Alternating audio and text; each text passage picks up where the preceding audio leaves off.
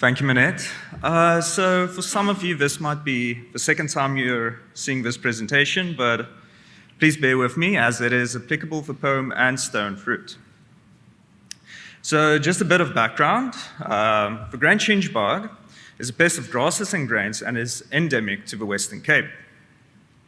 So during winter, the insect goes through its life cycle on its host plant.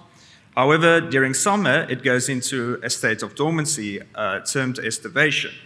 So this coincides with the harvesting of wheat and the harvesting and ripening of deciduous fruit.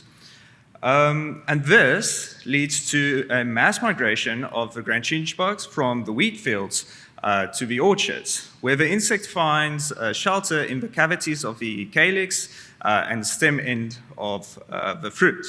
This in turn leads to export rejections, as the insect is a phytosanitary concern.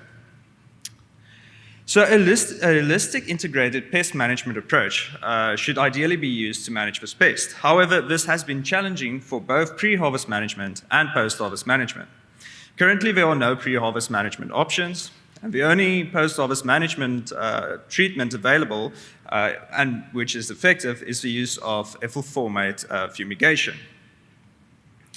So that brings us to the aim of this research, which was to investigate the use of entomopathogenic fungi and nematodes for the pre-harvest management of estivating grand chinch bugs. There were two objectives to achieve this aim. The first was to screen entomopathogenic fungal and nematode isolates for efficacy, and the second was to conduct a concentration dose-response bioassay with the selected isolates.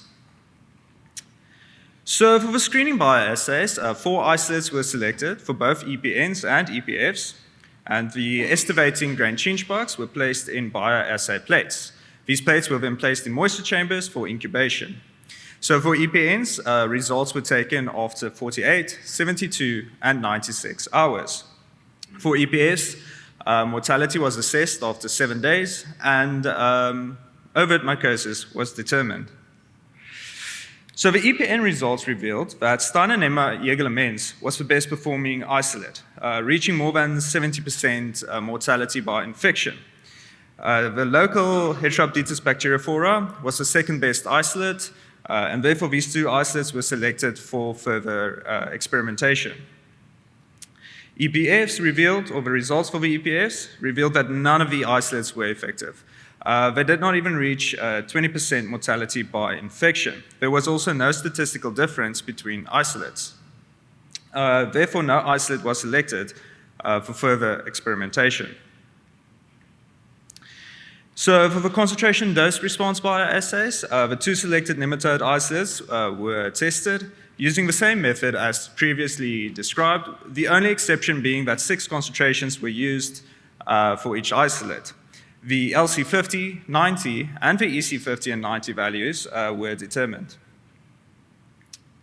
So just to summarize this table, basically what it says is that Steinernema jaegelemens is more efficient and requires much lower concentrations of nematodes to kill the grand chinch bug compared to Heterobacterium bacteriophora.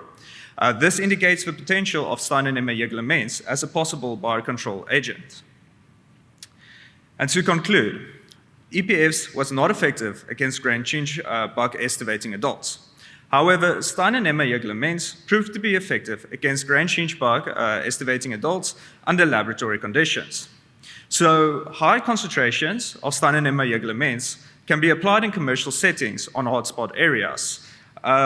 This will still be financial, or should be still be financially feasible while maintaining high efficacy. So the next step of this research will be to conduct a field trial with the formulated Steinernema jaegelemens. If this proves to be effective, it will be the first pre-harvest management option for this phytosanitary pest. I would like to thank the following individuals and institutions, and thank you all for listening to my presentation.